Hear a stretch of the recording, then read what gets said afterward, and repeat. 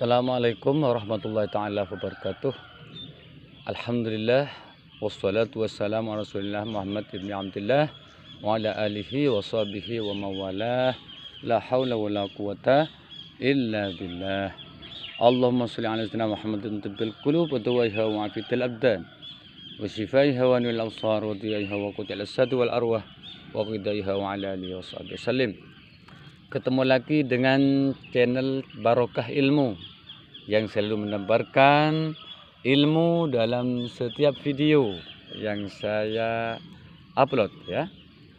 Sekarang ada suatu masalah yang sangat serius menjadi ancaman ya bagi negara kita ya, terutama bukan hanya negara kita tapi ajaran yang ditanamkan oleh para wali songo, para penyebar Islam pertama kali di Indonesia ini, kalau tidak diantisipasi maka akan menjadi sangat krusial, sangat rumit dan sangat berbahaya. Nah, pertama ya adalah kelompok yang selalu mengatakan ya, bahwa jika negara ini tidak berhukum dengan hukum yang ditetapkan Allah, maka termasuk golongan orang-orang yang kafir, termasuk golongan orang-orang yang fasik, dan termasuk golongan orang-orang yang munafik ya. Ayatnya yang dipakai adalah wa man lam yahkum bima anzalallah fa ulaika humul kafirun. Barang siapa yang tidak berhukum dengan hukum Allah, maka mereka itulah orang-orang yang kafir. Ada lagi ayat wa man lam yahkum bima anzalallah fa ulaika humul fasiqun. Ada lagi wa man lam yahkum bima anzalallah fa ulaika humul munafiqun. Nah, padahal ya faktanya di Indonesia itu sudah banyak yang menggunakan hukum-hukum Islam. Karena contoh ya dalam Islam itu kan maqasidus syar'i ya, maksud diadakannya syariat itu kan supaya tercipta keadilan. Dalam hukum kita itu sudah mengandung ya, sudah ada nilai-nilai keadilan di dalamnya. Nah, kalau itu nanti ada yang merasakan tidak ada keadilan, itu kan oknum, itu lain lagi itu kan ya. Kemudian yang juga merusak tradisi, kemudian juga merusak agama juga negara, adalah kelompok yang mengatakan setiap yang tidak dikerjakan Nabi bid'ah. Nah, itu. Jadi serba bid'ah, serba dolalah, bahkan cenderung mengkafirkan. Ya. Ini kelompok. Ini satu kelompok. Ada juga lah kelompok lain ya yang mengatakan bahwa di negara itu tidak wajib taat ke presiden, tapi wajib taat pada imam. Nah, itu. Jadi ada aliran ya, ada kelompok yang punya keyakinan, punya itikad bahwa rukun iman itu ada 6. Jadi di samping qada dan qadar yang ke-6, tapi ada yang ke-7 ya, yaitu percaya pada imam. Nah, kelompok ini tidak akan loyal, tidak akan patuh terhadap pemerintah yang sah, karena menganggap bukan imam mereka itu kan ya. Kemudian ada lagi kelompok karena yang sudah menurut pemahaman mereka kita ini kafir, kita ini fasik, kita ini munafik, maka halal darahnya. Nah, ini yang disebut dengan kaum radikal, kaum radikalisme. Karena kita itu kan halal darahnya, walaupun dibunuh seakan-akan nyawa tak berarti. Nah, ini juga sangat membahayakan negara, ya. Sangat membahayakan negara. Oleh karena itu, pihak yang berwajib harus mengatasi hal ini. Kemudian lagi ada kelompok yang membelokkan sejarah,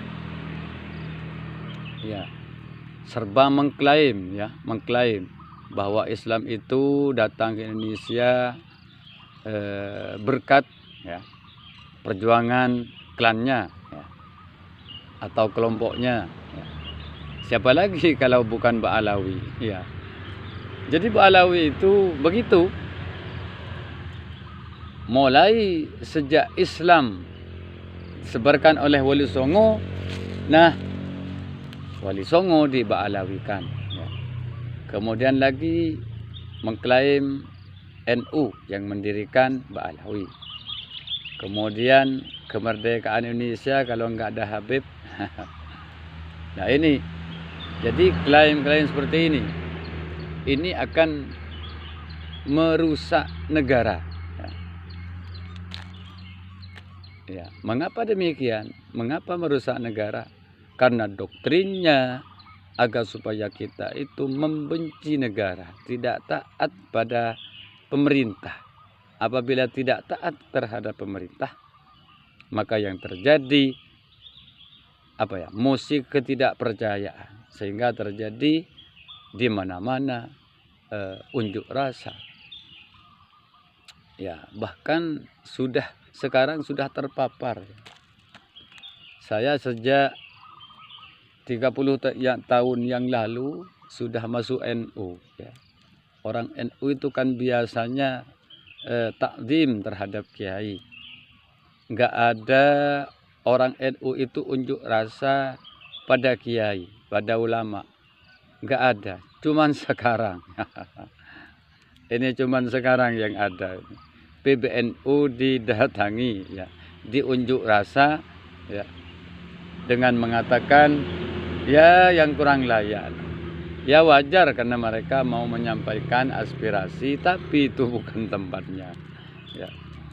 Jadi negara kita ini sungguhnya sekarang tidak baik-baik saja. Selalu ada gangguan-gangguan. Nah, itu karena bermacam-macamnya pendapat, pemahaman yang bisa merusak tradisi, kemudian bisa mengancam keselamatan negara. Masih ditambah lagi, ya, kelompok sesat, aliran sesat. Nah, ini yang selalu ngarang-ngarang hadis, ngarang-ngarang keterangan, sehingga menyebarkan paham keagamaan yang tidak sesuai dengan paham ahli sunnah wal jamaah. Jadi intinya, oleh karena itu, alaikum bifirqati ahli sunnati wal jamaah. Maka wajib bagimu untuk mengikuti atau berpaham aliran ahli sunnah wal jamaah. Nah, kalau di negara kita yang mayoritas itu adalah ahli sunnah wal jamaah an-nahdiyah. Jadi ahli sunnah kita itu punya ciri khas, yaitu punya ciri khas kaum Nahdiyin. Mengapa demikian? Karena kaum Nahdiyin itu merupakan melanjutkan tradisi yang disampaikan, yang dicontohkan, yang ditradisikan, yang dibudayakan oleh Wali Songo, ya. Sampai sekarang di Indonesia itu coraknya adalah corak Islam ahli sunnah wal jamaah an-nahdiyah. Cuma pasti ada, ya, pasti ada yang mau merubah istilahnya.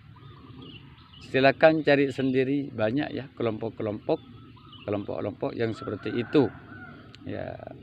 Ditambah lagi ada pengkultusan seseorang, pengkultusan makam. ini sangat viral sekarang dan sangat marak terjadi. Makam-makam yang dipalsukan ini merusak sejarah.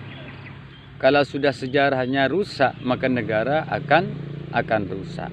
Kalau NU-nya sudah diobok-obok, ya, garis apa ya, garis yang sudah dijalani atau budaya yang sudah dijalani, tradisi yang sudah dijalani selalu diganggu atau dirubah, maka NU juga akan rusak seperti itu. Ya. Setelah NU-nya rusak, sejarahnya rusak, negara pun akan rusak. Oleh karena itu, mohon pemerintah proaktif ya. Ini sekedar usulan dari bawah supaya dapat diperhatikan ya. Sesuatu yang akan merugikan agama mayoritas di negeri kita dan sesuatu yang akan mengancam keselamatan negara supaya disikat habis. Sekian. Semoga bermanfaat. Wassalamualaikum warahmatullahi wabarakatuh.